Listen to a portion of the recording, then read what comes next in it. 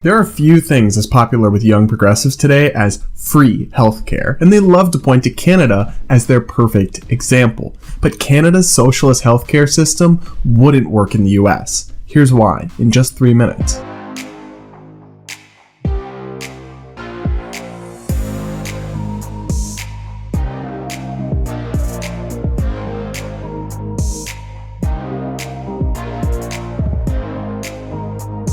Welcome to Breaking Brad, a series with me, your host, Brad Polumbo, where we break down the big picture issues in our politics. And today we're talking about Canada's socialist healthcare system, which is very similar to the kind of government-run system that people like Bernie Sanders and Alexandria Ocasio-Cortez want to enact in the US, and why it wouldn't work here. The biggest reason is that it's actually not working that well in Canada. You can't have a government-run healthcare system without scarcity and shortages, and that's why about 63,000 Canadians a year leave the country so they can get medical treatments. On average, you have to wait 22.6 weeks between seeing a general practitioner and receiving the specialist treatment that you need. Canadians even have to wait 5.5 weeks for a CT scan, 11 weeks for an MRI, and 3.5 weeks for an ultrasound.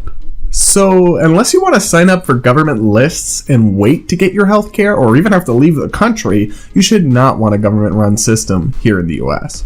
Now, the other main reason that Canada's government system wouldn't work here in the US is that it would be insanely expensive at the scale for our country. Even the most modest estimates estimate that Medicare for All would cost $32 trillion over a decade, and that's making a bunch of assumptions about costs staying low that aren't realistic.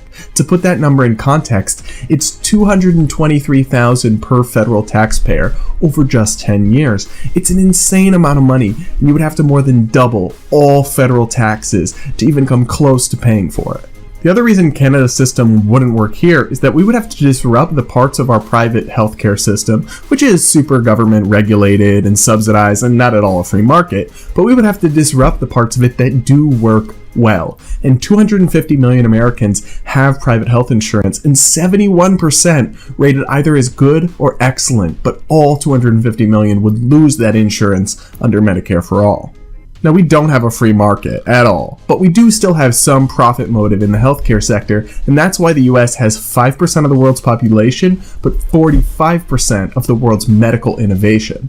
If we destroyed the profit motive and gave it over to the government, that would be destroyed too. All in all, free healthcare is not what progressives make it out to be, and Canada's socialist healthcare system is not something we can or should emulate here in the US. Now, if you like this video, go ahead and hit that like button, make sure you're subscribed, and hit that bell notification so you can join us next time on Breaking Bread.